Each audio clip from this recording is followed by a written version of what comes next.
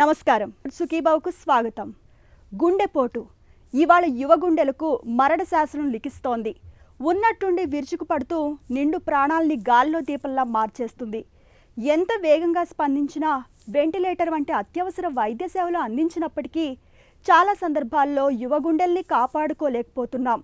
ఈ విషాదకర పరిస్థితి మారాలంటే గుండె జబ్బుల నిర్ధారణ, చికిత్సల తీరుతెన్నుల్లో పాతకాలపు పద్ధతులకు స్వస్తి పలకాలని, ఆర్టిఫిషియల్ ఇంటెలిజెన్స్ వంటి ఆధునిక సాంకేతికతను అందిపుచ్చుకోవాలని పిలుపునిస్తున్నారు నిపుణులు.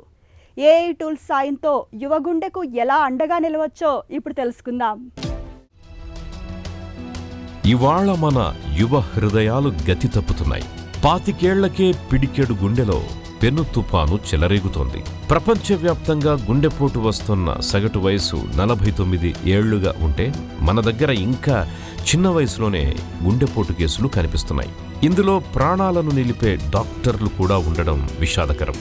ఇటీవలే చెన్నైలో 29 ఏళ్ల ఒక యువ డాక్టర్ గుండెపోటుతో అసువులు బాయడం బాధాకరం.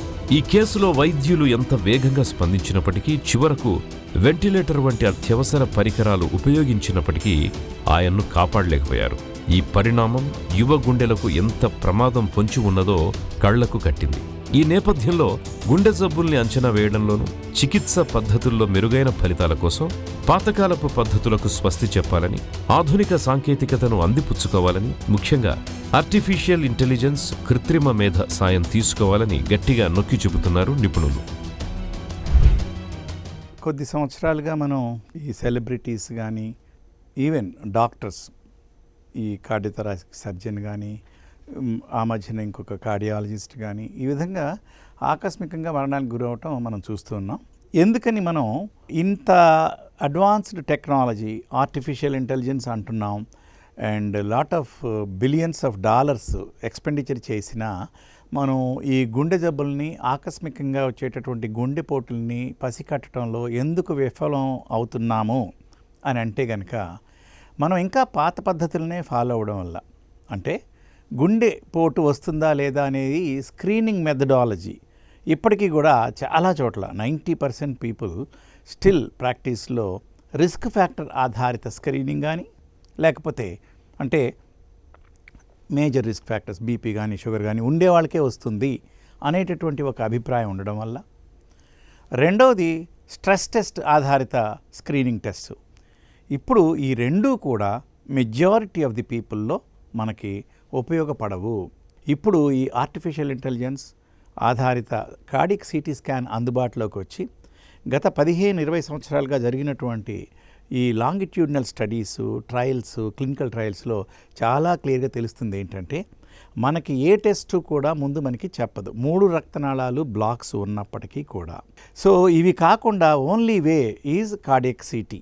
అంటే మనం ప్రారంభ దశలోనే, అంటే ఒక వ్యక్తికి హార్ట్ అటాక్ వచ్చింది అని అంటే సుమారుగా 10-20 సంవత్సరాల ముందే ఆ కొలెస్ట్రాల్ బీజం పడి అది 20-30-40% ఎంతో వచ్చిన తర్వాత ఆకస్మికంగా పైనున్న పొర ఎప్పుడైతే పలచగా ఉంటుందో అది చిట్లి 65 మైక్రాన్స్ కంటే తక్కువ ఉంటే చిట్లి అకస్మాత్తుగా ఆ రక్తనాళాన్ని మూసేస్తుందన్నమాట.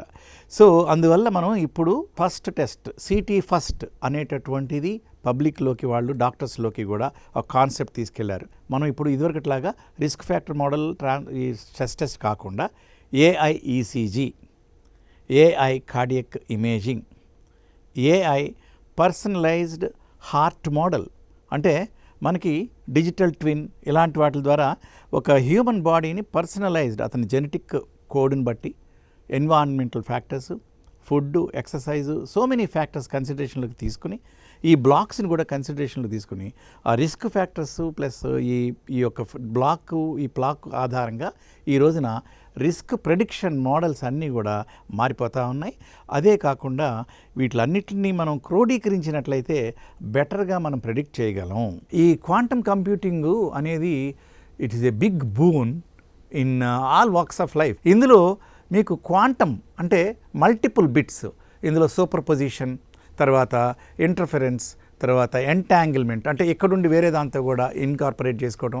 అంటే ఇన్ఫర్మేషన్ అనేది చాలా క్విక్గా, స్పీడ్గా యాక్యురేట్గా ప్రాసెస్ చేస్తుంది. ఇదిగో ఈ పేషెంట్కి హార్ట్ అటాక్, సెకండ్ అటాక్ రావచ్చు, లేకపోతే కార్డియక్ అరెస్ట్ రావచ్చు, లేకపోతే ఈ పేషెంట్కి సెప్సిస్ రావచ్చు, ఆపరేషన్ చేసేటప్పుడు ఈ పేషెంట్కి ఇన్ఫెక్షన్ వచ్చే అవకాశం ఇట్లా ఉంది. సో ఈ విధంగా మనకి ఈ టెక్నాలజీని గత 3-4 సంవత్సరాలుగా 5 సంవత్సరాలుగా వచ్చిన టెక్నాలజీ హెల్త్ కేర్లో ఫినామినల్ మార్పు తీసుకురాబోతుంది. గుండెలో తలెత్తే ప్రతి అలజడి మన ప్రాణం పాలిట పెను విపత్తుగానే పరిణమిస్తుంది.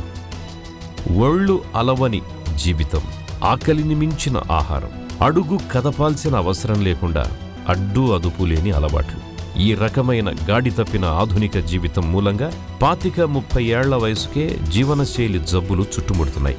అధిక బరువు, స్థూలకాయం, హై బీపీ, షుగర్, క్యాన్సర్, గుండె జబ్బులు, ఒత్తిడులు, ఆందోళనలు ఇవన్నీ హైటెక్ జీవన విష ఫలితాలు.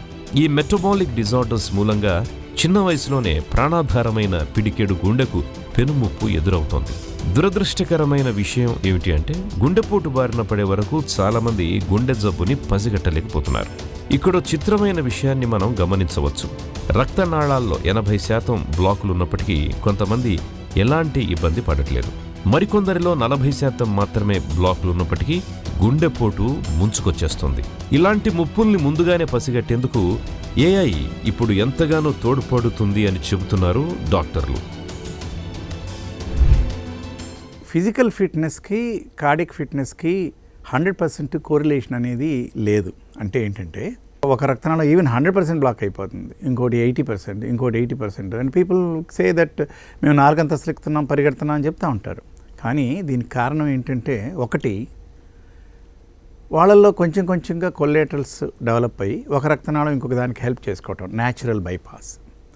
అయితే ఎప్పుడైతే వీళ్ళల్లో ఒక రక్తనాళంలో బ్లాక్ ఎప్పుడైతే చిట్లుతుందో కొలెస్ట్రాల్ బ్లాకు, అప్పుడు 2-3 రక్తనాళాల్లో ఉండేటటువంటి బ్లడ్ అంతా ఆగిపోతుంది. అప్పుడు ఆకస్మికంగా సడన్ కార్డియక్ డెత్ వస్తుంది. ఈ న్యాచురల్ కొల్లేటరల్స్ ఇవన్నీ వచ్చిన తర్వాత కొంచెం డ్యూరింగ్ ఎక్సర్సైజ్ పీరియడ్ ఆ వెసల్ బ్లడ్ ఫ్లో కూడా పెరుగుతుంది. కొల్లేటరల్ డైలటేషన్, వ్యాసో డైలటేషను, పర్ఫ్యూజన్ కూడా పెరుగుతుంది కొన్నిసార్లు. సో సిమ్టమ్స్ అనేది మనకి కొంతమందికి అది కూడా కొంత జెనెటిక్ ఫ్యాక్టర్స్ అవన్నీ ఉంటాయి.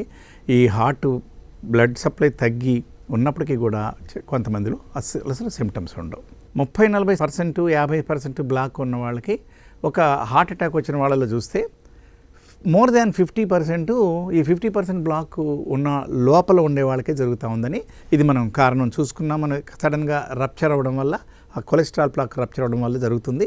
మిగిలిన వెసల్స్ కంప్లీట్గా నార్మల్గా ఉన్నప్పటికీ కూడా అది కనుక బ్లాక్ అయ్యి కొంచెం డ్యామేజ్ అయినా అక్కడ ఎలక్ట్రికల్ షార్ట్ సర్క్యూట్ వస్తే చిన్న డ్యామేజ్లో కూడా కార్డియక్ అరెస్ట్ రావడం జరుగుతూ ఉంటుంది. ఛాతీలో నొప్పితో ఆసుపత్రిలో చేరినప్పుడు క్యాత్ ల్యాబ్లో యాంజియోగ్రామ్ చేస్తూనే స్టంట్లు వేయడం పరిపాటి. అయితే ఎన్ని స్టంట్లు పడ్డాయన్నది డాక్టర్ చెబితేనే మనకి తెలుస్తుంది. ఇక్కడ డాక్టర్ పేషెంట్ మధ్య కేవలం నమ్మకమే పునాది. అయితే క్యాత్ యాంజియో కన్నా సిటీ యాంజియో చేయడం వల్ల ఎన్ని స్టంట్లు అవసరం, ఎక్కడెక్కడ వేస్తున్నారన్న విషయాలను రోగి స్పష్టంగా తెలుసుకోవచ్చునంటున్నారు డాక్టర్లు. యువ గుండెలకు భరోసానిచ్చే ఆధునిక సాంకేతిక పరిజ్ఞానం గురించిన మరిన్ని వివరాలను ఇప్పుడు తెలుసుకుందాం.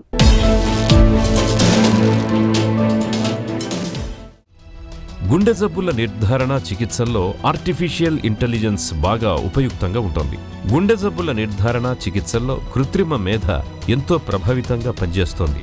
నివేదికల విశ్లేషణలో అత్యంత ఖచ్చితత్వం కూడా ఉంటుంది. ECG, 2D echo, treadmill, CT angiogram అందించే సమాచారాన్ని మెరుపు వేగంతో విశ్లేషించి వ్యక్తిగత చికిత్సా విధానాలను సిఫారసు చేసే సత్తా ఏఐ మోడల్ పరికరాలకు ఉందని చెబుతున్నారు నిపుణులు. ముఖ్యంగా క్రిటికల్ కేర్ యూనిట్లో రోగుల ఆరోగ్య పరిస్థితిని ఎప్పటికప్పుడు విశ్లేషించి వైద్యులకు అందించడంలో ఏఐ సాంకేతికతకు మరేదీ సాటిరాదు. ఇక గుండె జబ్బుల నిర్ధారణకు సంబంధించి నిన్న మొన్నటి దాకా క్యాత్ యాంజియోని గోల్డెన్ టెస్ట్గా ప్రామాణికంగానూ భావించేవారు. కానీ గుండెపోటు, గుండె జబ్బు తాలూకు ముప్పులను అంచనా వేయడంలోనూ ప్రస్తుతం క్యాత్ యాంజియో కన్నా సిటీ యాంజియోగ్రామ్ పరీక్ష మేలైంది అని చెబుతున్నారు డాక్టర్లు. ఈ సిటీ యాంజియోగ్రామ్ అనేది ఇప్పుడు చాలా విధాలుగా మనకి ఇన్వేజివ్ క్యాత్ యాంజియోగ్రామ్ కంటే మనకి ఇన్ఫర్మేషన్ ఇస్తూ ఉంది. ఎట్లా? ఒకటి, కరోనరీ ఆర్టరీ కాల్షియం అది 1000, 500, 1500, 2000 ఉంటే దానివల్ల ఎక్కువ ఇన్సిడెంట్స్, సో డెత్ కానీ, హార్ట్ అటాక్స్ కానీ, ఇంకా రకరకాల క్యాన్సర్ కానీ ఇవన్నీ కూడా వస్తున్నాయని తెలుస్తూ ఉంది. నెంబర్ 2, బ్లాక్స్ ఎన్ని ఉన్నాయి, 1, 2, 3? ఈ బ్లాక్స్ యొక్క మార్ఫాలజీ ఎలా ఉంది, అందులో కొలెస్ట్రాల్ ఎక్కువ ఉందా, ఫైబ్రోసిస్ ఎక్కువ ఉందా, రప్చర్ అయ్యే గుణం అంటే హై రిస్క్ ప్లాక్ అంటాం. ఈ హై రిస్క్ ప్లాక్ అంటే పాజిటివ్ రీమోడలింగ్, అంటే ఈ కొవ్వు బయటకు వెళ్తూ ఉంటుంది, లూమిన్ అబ్స్ట్రక్ట్ చేయదు, కానీ ఆ బయటకు వెళ్ళింది ఎప్పుడైనా చిట్లటానికి అవకాశం ఉంటుంది. ఆ పొర చిట్లగానే ఆ కొవ్వు అంతా లోపలికి వచ్చేస్తుంది. నాప్కిన్ రింగ్ సైన్ అంటాం. లోపల నెక్రోటిక్ కోర్ లాగా వచ్చి దాని చుట్టూతా ఫైబ్రస్ టిష్యూ వస్తుంది. అలాగే లో అటెన్యూయేటెడ్ ప్లాక్ అంటాం. అంటే ప్లాకు కొలెస్ట్రాల్ సుమారు ఒక 60-70%, 50% బ్లాక్ ఉందనుకోండి, దాని లోపల ఉండే కొలెస్ట్రాల్ కంటెంట్ ఎంత ఉంది అంటే లో అటెన్యూయేటెడ్ ప్లాక్ అంటే కొలెస్ట్రాల్ కంటెంట్ చాలా ఎక్కువ ఉన్నట్లు లెక్క, అది చెట్లటానికి హై రిస్క్ ప్లాక్ అంటాము. సో ఈ విధంగా దీనికి మైక్రో క్యాల్సిఫికేషన్ ఉన్నా కూడాను. తర్వాత థిన్ క్యాప్ ఫైబ్రో ఎథ్రోమా అంటాం. అంటే దాని చుట్టూతా పైన ఉండేటటువంటి 65 మైక్రాన్స్ లోపల ఉంటే అది చిట్లటానికి అవకాశం ఉంటుంది. మనం ఇచ్చేటటువంటి స్టాటిన్స్ కానీ, ఈ ఎక్సర్సైజ్ ప్రోగ్రామ్స్ కానీ, ఇవన్నీ కూడా మనకి ఆ క్యాప్ థిక్నెస్ పెంచడానికి, కొల్లేటరల్స్ ఎక్కువ ఏర్పడటానికి అది మనకి ఉపయోగపడతా ఉంటాయి అన్నమాట. సో అందువల్ల ఇది సిటీ యాంజియోగ్రామ్లో మనకి క్యాత్ యాంజియోగ్రామ్ అనేది ఓన్లీ ల్యూమినోగ్రామ్, 2 డైమెన్షన్లో మాత్రమే చూస్తాము, ఫ్యూ యాంగిల్స్ మాత్రమే చూస్తాము. వేరే సిటీ యాంజియోగ్రామ్ 360 డిగ్రీస్ చూస్తాం. నెంబర్ 1. నెంబర్ 2, ఆస్టియము కొన్ని చోట్ల బైఫర్కేషన్స్ ఉన్న చోట్ల సిటీ యాంజియోగ్రామ్ ఎక్కువ ఇన్ఫర్మేషన్ ఇస్తూ ఉంటుంది. ఇది కాక అన్నిటికంటే ముఖ్యం, ఈ సిటీ యాంజియోగ్రామ్ చేస్తే అంటే స్టేబుల్ యాంజైనా పెక్టోరిస్కి సిటీ యాంజియోగ్రామ్ చేయాలి. ఎమర్జెన్సీ రూమ్లో ట్రోపోనిన్ నార్మల్గా ఉండి డౌట్ఫుల్గా ఉంటే సిటీ యాంజియోగ్రామ్ చేయాలి. పోస్ట్ బైపాస్ యాంజియోగ్రామ్లో సిటీ యాంజియోగ్రామ్ ఇన్ఫర్మేషన్ ఇస్తుంది. అలాగే పోస్ట్ యాంజియోప్లాస్టీలో స్టెంట్స్ కేసెస్లో ఇన్ఫర్మేషన్ ఇస్తుంది. ఇది అన్నీ కూడా మనకి బ్లాక్స్ ఉన్నప్పుడు, అంతకుముందు ఏ జబ్బు లేని వాళ్ళకి 3 బ్లాక్స్ ఉంటే, అది వరకు మేము సర్జరీ అనుకున్నవి ఈ సిటీ కన్సోల్ రూమ్లో ఇప్పుడు వచ్చినటువంటి ఆధునిక technology, city FFR, plaque morphology, number of vessels, location of the blocks ఇవన్నీ చూసి ఇప్పుడు పేషెంట్కి అది వరకు 3 బ్లాక్స్ అనుకున్నది సిటీ ఎఫ్ఎఫ్ఆర్ ద్వారా 1 బ్లాకు, మిగిలిన 2 బ్లాక్స్ లేవని అనుకుంటే ఒక స్టెంట్ సరిపోతుంది. అంటే బైపాస్ సర్జరీ అనుకున్న వాళ్ళకి స్టెంట్స్ సరిపోతాయని, లేకపోతే 1 బ్లాక్ ఇంపార్టెంట్, మిగతావి అన్ఇంపార్టెంట్ 60% ఉంది అనుకున్నప్పుడు వాటిల్లో కూడా సిటీఎఫ్ఎఫ్ఆర్ పాజిటివ్ వచ్చి ప్లాక్ మార్ఫాలజీ బ్యాడ్గా ఉంటే అప్పుడు ఒక స్టెంట్ చాలదు, బైపాస్ సర్జరీ చేయాలి అనేటటువంటి నిర్ణయం మార్చుకోవడం ఈరోజు మోర్ సైంటిఫిక్గా జరుగుతుంది. కొన్నిసార్లు క్యాత్ యాంజియోగ్రామ్లో ప్రాణ ప్రమాదం కూడా జరుగుతుంది, కానీ సిటీ యాంజియోగ్రామ్లో ఆల్మోస్ట్ 0. ఏదన్నా కాంట్రాస్ట్ మరీ అబ్నార్మల్ రియాక్షన్ వస్తే వెరీ రేర్గా జరుగుతుంది తప్ప సిటీ యాంజియోగ్రామ్లో ఆల్మోస్ట్ నెగ్లిజిబుల్. యువతలో గుండెపోటు వచ్చినప్పుడు చాలా సందర్భాల్లో ప్రాణాలు దక్కడం లేదు. ఇందుకు ప్రత్యేకమైన కారణం ఉంది. వయస్సు మళ్లిన వారిలో రక్తనాళాల్లో పూడికలు ఏర్పడుతున్న కొద్దీ వాటికి ప్రత్యామ్నాయంగా గుండెలో అనేక చిన్న రక్తనాళికలు ఏర్పడుతూ ఉంటాయి. దీంతో గుండెకు రక్త సరఫరాలో ఆటంకం కలగకుండా ఉంటుంది. యువ గుండెలకు ఈ అవకాశం లేకపోవడంతో గుండెపోటు ప్రాణాంతకంగా మారుతుంది. ఇలాంటి ప్రమాదకర గుండెపోటు సంకేతాలను ముందుగానే గుర్తించేందుకు ఏఐ సాంకేతికత బాగా ఉపయోగపడుతుంది. హోల్డర్ టెస్ట్ ద్వారా 2 లక్షలకు పైగా తీసిన ఈసీజీలను ఏఐతో అనుసంధానం చేసినప్పుడు 10 నుంచి 15 రోజుల ముందుగానే 80% ఖచ్చితత్వంతో కృత్రిమ మేధ పసిగట్టినట్లు హార్వర్డ్ మెడికల్ స్కూల్, ప్యారిస్ యూనివర్సిటీకి చెందిన అధ్యయనాల్లో తేలింది. ఇక స్టెంట్ వేస్తున్నప్పుడు, స్టెంట్ వేశాక, బైపాస్ చేస్తున్నప్పుడు, బైపాస్ చేశాక తలెత్తే సమస్యల్ని ఖచ్చితంగా గుర్తించేందుకు కూడా ఏఐ బాగా తోడ్పడుతుందని చెబుతున్నారు నిపుణులు. ఒకసారి మనం స్టెంట్ 1 కానీ 2 కానీ అమర్చిన తర్వాత మళ్ళీ 3 ఏళ్లకో 5 ఏళ్లకో 7 ఏళ్లకో ఆకస్మికంగా మళ్ళీ ఒకసారి గుండెపోటుతో అడ్మిట్ అవుతూ ఉంటారు. అలాగే పోస్ట్ బైపాస్ సర్జరీ చేసిన తర్వాత కూడా కొన్ని గ్రాఫ్ట్స్ సైలెంట్గా మూసుకుపోవచ్చు. కొన్ని వేరే రక్తనాళాలు అంతకుముందు బ్లాక్స్ లేనటువంటి వాటిలో కూడా డిసీజ్ మొదలవ్వచ్చు. అయితే వీటిల్లో మనం మిగిలినటువంటి టెస్టులు కానీ, సిమ్టమ్స్ కానీ, లేకపోతే స్ట్రెస్ టెస్టులు కానీ మనకి సరైన సమాచారం చాలాసార్లు ఇవ్వదు. కేవలం పేషెంట్కి హార్ట్ అటాక్ వచ్చినప్పుడు, లేకపోతే severe pain with clear EC changes వచ్చినప్పుడు మనకి తెలుస్తుంది. కానీ ముందే మనం కనుక్కోవాలి అని అంటే కనుక అనుమానం వచ్చినప్పుడు మళ్ళీ స్టెంట్ పేషెంట్లకి ఇదివరకు చాలాసార్లు మేము మళ్ళీ క్యాత్ యాంజియోగ్రామ్ చేసి ఏమీ లేదని చెప్పడము, లేకపోతే ఇదిగో కొంచెం బ్లాక్ వచ్చిందని చెప్పడము అలా చేసేవాళ్ళం. కానీ ఈ రోజున ఈ స్టెంట్ పేషెంట్స్కి కానీ, బైపాస్ పేషెంట్స్కి కానీ సరైనటువంటి ఇమేజింగ్ కనుక చేసినట్లయితే మనం మళ్ళీ క్యాత్ యాంజియోగ్రామ్ అవాయిడ్ చేయొచ్చు. అలాగే కొన్నిసార్లు మేము కొన్ని గ్రాఫ్ట్స్ 95% బ్లాక్ అయ్యి నెమ్మదిగా మూసిపోయి కనిపిస్తూ ఉంటుంది, పెద్ద పెద్ద గ్రాఫ్ట్స్ కూడా. వాటికి మనం వెంటనే స్టెంట్ చేస్తే ఆకస్మికంగా వాళ్ళకి వచ్చేటటువంటి ప్రమాదం. ఎందుకంటే బైపాస్ సర్జరీ చేసిన తర్వాత మనం వాళ్ళకి ఎప్పుడైనా 4 ఏళ్లకో 7 ఏళ్లకో కనుక మొదలైందంటే చెస్ట్ పెయిన్ కానీ సిమ్టమ్స్ మొదలైతే దాన్ని మనం కంట్రోల్ చేయడం చాలా కష్టం అవుతుంది. వాళ్ళకి మార్బిడిటీ కానీ మోర్టాలిటీ కానీ ఎక్కువ ఉంటుంది. అందుకని వీటిని కొంతమందిలో మనం ముందే అంటే రిస్క్ ఫ్యాక్టర్స్ని బట్టి కానీ మిగిలినటువంటి కొన్ని ఫ్యాక్టర్స్ ఆధారంగా మనం ఎప్పుడైతే మనం రిపీట్ చేయాల్సి వస్తూ ఉంటుందన్నమాట. గత 5 సంవత్సరాలలో నేర్చుకున్నది ఏంటంటే మన కన్ను అంటే ఐబాలింగ్ ద్వారా చేసేటటువంటి నిర్ణయాలు తప్పు అవ్వడానికి చాలాసార్లు అవకాశం ఉంటుంది. నెంబర్ 1.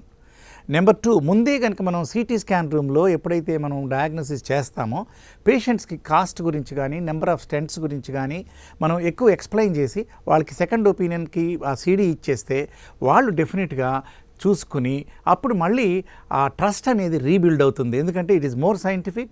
మనం అర్జెంటుగా చేసేటప్పుడు ఈవెన్ మేము 95% బ్లాక్ ఉన్నా కూడా పేషెంట్స్కి ఒక్కొక్కసారి క్యాత్ ల్యాబ్లో చెప్పినప్పుడు కొంత అనుమానంగా ఉంటుంది. ఎందుకంటే మేము బాగానే నడుస్తున్నాం కదా, ఎందుకు వీళ్ళు 90% అంటున్నారు, అసలు స్టెంట్ అవసరమా అనవసరమా అనేది ఆ పరిస్థితి అందరు కార్డియాలజిస్టులు అందరూ ఎదురవుతూ ఉంటుంది.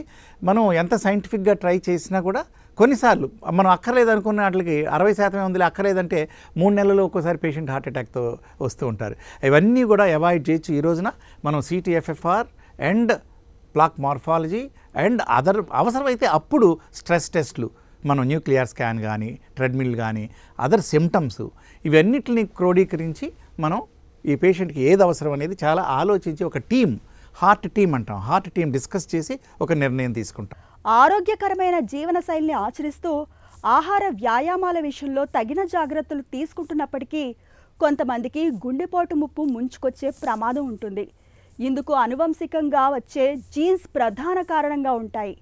ఇలాంటి రిస్క్ను తప్పించుకునేందుకు ముందుగానే ఆధారిత స్క్రీనింగ్ పరీక్షలు చేయించుకోవడం మేలని చెబుతారు డాక్టర్లు. ఆధారిత స్క్రీనింగ్ పరీక్షల ఆవశ్యకత గురించిన పూర్తి వివరాలను ఇప్పుడు తెలుసుకుందాం.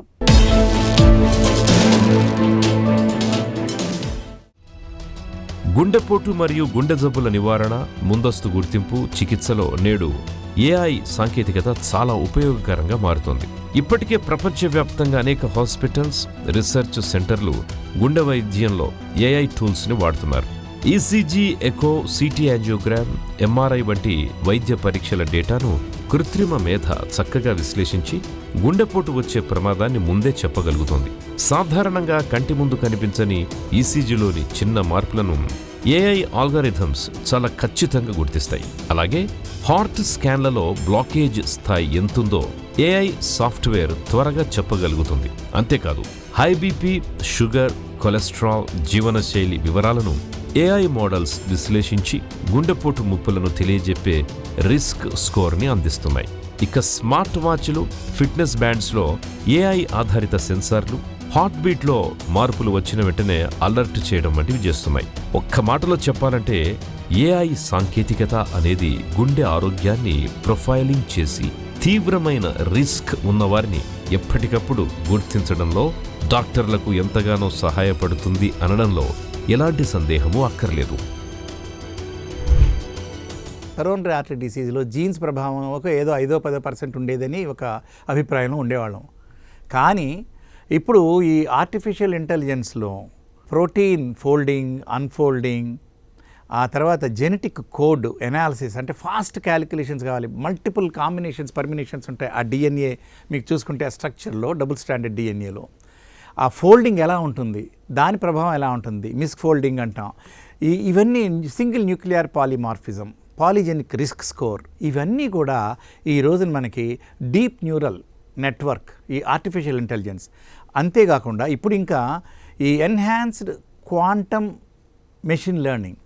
సో ఈ క్వాంటమ్ కంప్యూటింగ్ వచ్చిన తర్వాత మనకి ఈ ఫ్యూచర్లో కార్డియోవాస్కులర్ డిసీజ్లో కానీ, అంటే కార్డియక్ ఇమేజింగ్లో కానీ, లేకపోతే ఇంకా lot of other, even for example మనం అనుకుంటున్నాం personalised medicine, personalised brain model, personalised heart model, drug discovery, ఈ పేషెంట్కి పర్టికులర్ డ్రగ్ ఎంత ఇవ్వాలి, పనికొస్తుందా లేదా.